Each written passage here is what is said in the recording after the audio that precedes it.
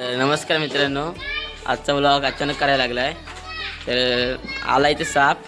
तर पाठच्या आईने आवाज दिला तर इथं हाय. तर त्याला दाखवतो.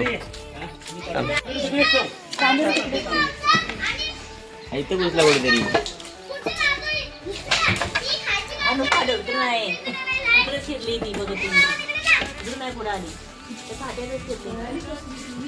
तर इथं मित्रांनो आतमध्ये गेलाय, दिसत तर नाही कुठे. लाकडातून काय दिसणार आहे हे बघा. शिवा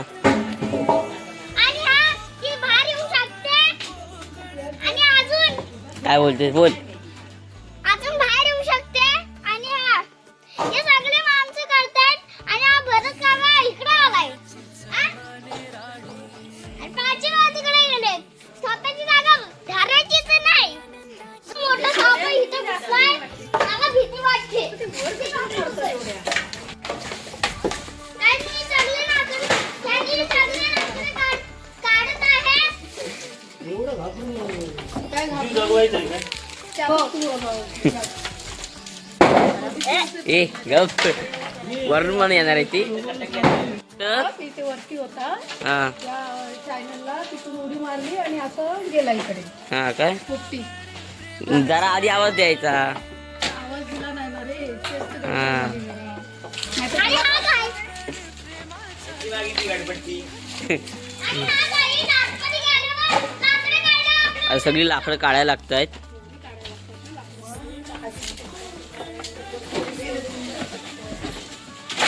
एका सापासाठी एवढी लाकडं काढायला लागली.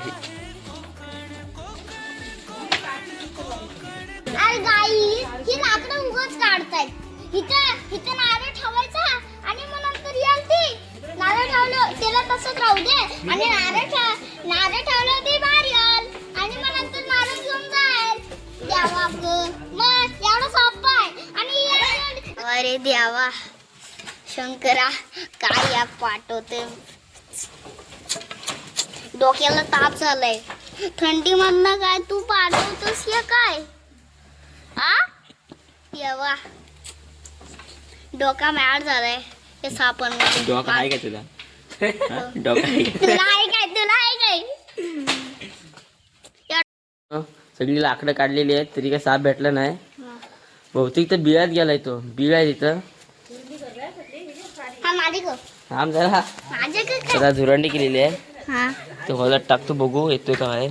हा बाबा बघतायत तरी. हो, आणि बाबा बघते. कुठला होता या बिया तिथं हाय लावली, धुरंडी टाकलेली आहे. करतायत. पेटतोय काय? पेटतोय पेटतोय जरा आता. त्या बाबांचं घर आहे इथं. घराच्या समोर कामावर नाहीत होते तर त्यांना वरती दिसलं, गेला या बिळात. साप काय भेटला नाही. धुरंडी पण केली तर नाही बाबू ते पाळायला वाटतं.